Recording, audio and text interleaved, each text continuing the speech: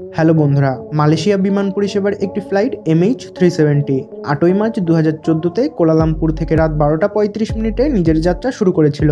আর সফরটি শেষ হওয়ার কথা ছিল পরের দিন সকাল 6:30 চায়নার বেইজিং শহরে। বিমানটিতে কমপক্ষে 239 জনের মতো বিভিন্ন পেশার সাধারণ মানুষ উপস্থিত ছিল। তবে আশ্চর্যের বিষয় হলো, এত নামিদামি একটি এরোপ্লেন বেইজিং পর্যন্ত পৌঁছানোর আগেই রাডার থেকে হারিয়ে যায়। ঘটনাটির আজ প্রায় 10 বছর পার হয়ে গেছে, তবে এই রহস্য আজও অখ্যাত রয়েছে। এটাকে আজ পর্যন্তকার সবচেয়ে বৃহত্তম বিমান রহস্য বলে বিবেচনা করা হয়। আর তার কারণ হলো, ঘটনাটির না আজ পর্যন্ত কোনো আসল কারণ প্রকাশিত হয়েছে, আর না বিমানটির সঠিকভাবে কোনো ধ্বংসাবশেষ পাওয়া গেছে। যদিও বর্তমানে এর কিছু ধ্বংসাবশেষকে আজ খুঁজে পাওয়ার দাবি করা হচ্ছে। এমনকি একজন এরোস্পেস ইঞ্জিনিয়ার তো এটাও দাবি করেছেন যে তিনি স্যাটেলাইটের সহায়তায় বিমানটি কোথায় দুর্ঘটিত হয়েছিল সেটাও জানতে পেরেছেন। তো আজকের এই ভিডিওতে আমরা আলোচনা করব বিমান MH370-র সম্পূর্ণ ঘটনা আর ধ্বংসাবশেষ সম্পর্কে। তো ভিডিওটি একদম শেষ পর্যন্ত দেখার অনুরোধ রইল। আর নতুন বন্ধুরা ভিডিওটি দেখার আগে চ্যানেলটি সাবস্ক্রাইব করে পাশে থাকা বেল আইকনটি অল সেট করে নেবেন। বন্ধুরা, প্লেনের পাইলট তার বিমান বোয়িং 777 এয়ারক্রাফটকে নিয়ে নিজের গন্তব্যস্থল কোলালামপুর থেকে বেইজিংয়ের উদ্দেশ্যে রওনা দিয়েছিল। আর কয়েক মিনিট পরে বিমানটি 35,000 ফুট ওপরে পৌঁছে যায়। বিমানটি 1:01 এবং তারপরে 1:08 আবারও এডিএস-এর সাথে যোগাযোগ করে। এই সময় পর্যন্ত সব কিছুই স্বাভাবিক চলছিল, আর বিমানটি এডিএসকে তার উচ্চতা আর অবস্থান সম্পর্কে জানিয়েছিল। তবে বন্ধুরা, কয়েক মিনিট পরে শেষবার বিমানটি আবার এডিএস-এর সাথে 1:19 যোগাযোগ করেছিল। তবে এবার সেই যোগাযোগে বিমান থেকে কোনো রকম শব্দ শোনা যায়নি, শুধুমাত্র সিগন্যালের আওয়াজ শোনা যাচ্ছিল। আর কেবলমাত্র 4 মিনিট পরে অর্থাৎ 1:22 AM বিমানটি র্যাডার থেকে অদৃশ্য হয়ে যায়। যদিও তারপরে তাকে মিলিটারি র্যাডারের মাধ্যমে ট্র্যাক করা হচ্ছিল। এই সময় বিমানটি পুরোপুরি তার রাস্তাকে পরিবর্তন করে ফেলেছিল, আর চীনের দিকে যাওয়ার পরিবর্তে এটি ভারত মহাসাগরের দিকে যেতে শুরু করেছিল। 1 ঘন্টা ধরে অর্থাৎ 2:22 পর্যন্ত এই বিমানটিকে সামরিক বাহিনীর র্যাডারের সাহায্যে ট্র্যাক করা যাচ্ছিল। তবে বিমানটি তারপরে সামরিক র্যাডারের থেকেও অদৃশ্য হয়ে গেছিল। এই ফ্লাইটটিকে সকাল 6টার মধ্যে চীনের বেইজিং শহরে পৌঁছানোর কথা ছিল। তবে স্যাটেলাইটের তথ্য অনুসারে এই বিমান, যেটা রাতের 1:30টার দিকে রাডার থেকে অদৃশ্য হয়ে গেছিল, সেটা সকাল 8:19 অবধি দক্ষিণ ভারতীয় মহাসাগরের ওপর দিয়ে উড়তে থাকে। তবে বিমানটির সন্ধ্যে 6:30টার মধ্যে চীনে পৌঁছানোর কথা ছিল, কিন্তু সন্ধ্যে 6টার সময় এডিসি কোলালামপুর অ্যারোনটিক্যাল রেস্কিউর কাছ থেকে সহযোগিতা চেয়ে পাঠায়। তবে তত সময়ে খুব দেরি হয়ে গেছিল। সন্ধ্যা 6:30টার সময় যাত্রীদের পরিবার এবং তাদের বন্ধুরা এয়ারপোর্টে তাদের জন্য অপেক্ষা করছিল। তবে বিমানটির সেখানে কোনো রকম অস্তিত্ব ছিল না। এই কারণে 7:24 মালয়েশিয়া এয়ারলাইন্স একটি সরকারি বিবৃতি জারি করে যে আমরা বিমান থেকে সমস্ত ধরনের যোগাযোগ হারিয়ে ফেলেছি। এবং এই ঘটনা এখন পুরো বিশ্ব জুড়ে ছড়িয়ে গেছিল যে এই বিমানটির সাথে নিশ্চয়ই কিছু খারাপ ঘটেছে। মালয়েশিয়া এয়ারলাইন্সের এই ঘটনার পরে মালয়েশিয়া সরকার তৎক্ষণাৎ একটি উদ্ধার অভিযান শুরু করে। আর এটাই ছিল এখনও পর্যন্ত সবচেয়ে বড় উদ্ধার অপারেশন। গভর্নমেন্ট স্যাটেলাইট থেকে বিমানের যোগাযোগের ভিত্তিতে ভারত মহাসাগরে একটি উদ্ধার অভিযান চালাচ্ছিল। 18ই মার্চ থেকে 28শে এপ্রিল পর্যন্ত 345টি সামরিক এয়ারক্রাফট মিশন আর কয়েক ডজন জাহাজ মিলে ভারত মহাসাগরের প্রায় 46 লাখ বর্গ কিলোমিটার অঞ্চল ফিল্টার করে ফেলেছিল। তবে তা সত্ত্বেও বিমানটি খুঁজে পাওয়া যায়নি।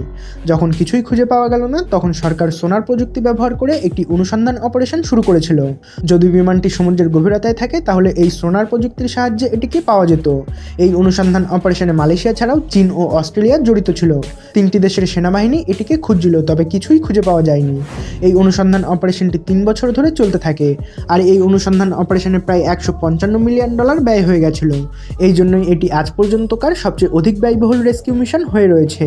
17ই জানুয়ারি 2017-তে এই উদ্ধার মিশনটি আনুষ্ঠানিকভাবে বাতিল করে দেওয়া হয় এবং ফ্লাইটে উপস্থিত সমস্ত 239 জন ব্যক্তিকে মৃত হিসেবে বিবেচনা করা হয়। আর এর কারণ হলো, মিশনে প্রচুর পরিমাণে ব্যয় হচ্ছিল আর কিছুই অনুভূত হচ্ছিল না। কিন্তু লোকেরা এখনও এর হাল ছাড়েনি। এই বিমানের সাথে যুক্ত এমন অনেক লোক ছিল যারা তাদের কিছু সংযুক্তির ভিত্তিতে এই অনুসন্ধান অপারেশন চালিয়ে যান। কিছু বড় সংস্থাগুলি বোয়িং 777-এর এই বিমানকে সন্ধান করে সরকারের কাছ থেকে প্রচুর অর্থ নিতে পারে। এই কারণে 2017 সালে অক্টোবরে 3টি বেসরকারি সংস্থা মালয়েশিয়া সরকারের এই মিশনটি করার অনুমতি চেয়েছিলেন, যার মধ্যে একটি হলো ওশান ইনফিনিটি। এই সংস্থাকে মালয়েশিয়া সরকার কর্তৃক অনুমতি দেওয়া হয় আর একটি চুক্তি স্বাক্ষরিত হয়। চুক্তিতে এটা লেখা ছিল যে কেবল যখন বিমানের ধ্বংসাবশেষ পাওয়া যাবে, শুধু তখনই মালয়েশিয়া সরকার এই সংস্থাকে পেমেন্ট প্রদান করবে। এই সময় সংস্থাটি অনুসন্ধান মিশনের জন্য কেবলমাত্র একটি ছোট অঞ্চলকে নির্বাচন করেছিল, যেটা কেবলমাত্র 25,000 বর্গ কিলোমিটারে জুড়ে ছড়িয়েছিল, যেটা আগের কয়েক মিলিয়ন বর্গ কিলোমিটারের থেকে অনেকটাই কম ছিল। সংস্থাটি অনুসন্ধান মিশনের জন্য আপ্রাণ চেষ্টা করে। এটির জন্য 8টি অটোমেটিক অনুসন্ধান যানবাহনকে কাজে লাগানো হয়। এই ভেহিক্যালগুলি সমুদ্রের অভ্যন্তরে গিয়ে এই অনুসন্ধান অপারেশন চালাতে থাকে। সংস্থাটি তার নিজের খরচেই পুরো অনুসন্ধান অপারেশনটি চালাচ্ছিল। কিন্তু যখন তারা কিছুই অনুভূত করতে পারে না, তখন তারা এই অঞ্চল অনুসন্ধানের জায়গার চেয়ে 3 গুণ বেশি জায়গা অনুসন্ধান করে ফেলে। তবে তারপরে 31শে মে 2018-তে সংস্থাটির পরাজয় স্বীকার করে। তবে মালয়েশিয়া সরকার তখনও হাল ছাড়েনি। সে কারণেই তারা ঘোষণা করে যে কেউ যদি এই অনুসন্ধান অপারেশনকে করতে চায় তাহলে সরকার তাকে পুরোপুরি সমর্থন করবে।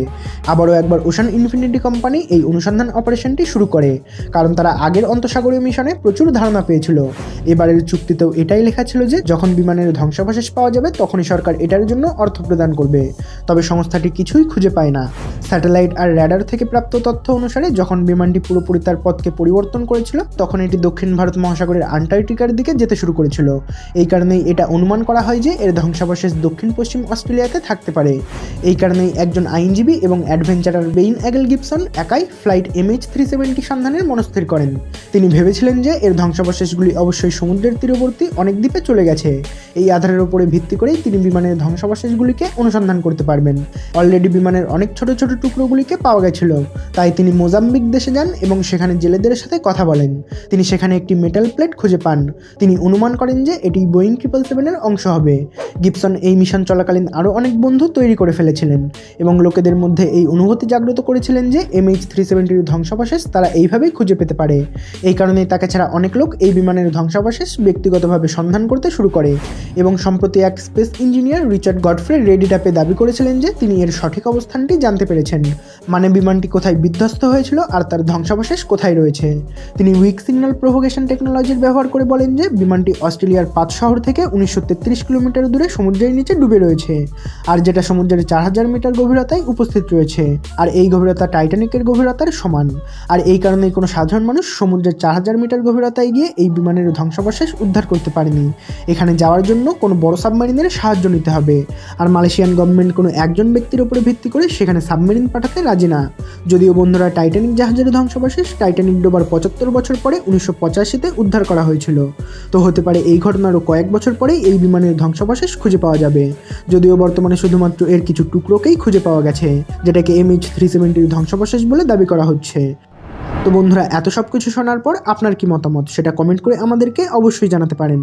আর ভিডিওটি ভালো লেগে থাকলে আপনার ফ্যামিলি ও বন্ধুদের মধ্যে শেয়ার করতে পারেন। আর ভিডিওটিতে অবশ্যই একটি লাইক করতে পারেন। আর এইরকম ইন্টারেস্টিং আর নলেজেবল ভিডিও প্রতিনিয়ত দেখার জন্য আমাদের চ্যানেলটি সাবস্ক্রাইব করে রাখতে পারেন। তো আজকের মতো এখানেই শেষ করছি, আবার দেখা হবে জলপরীর একটি নতুন এপিসোডে। তত সময় পর্যন্ত ভালো থাকবেন। ধন্যবাদ।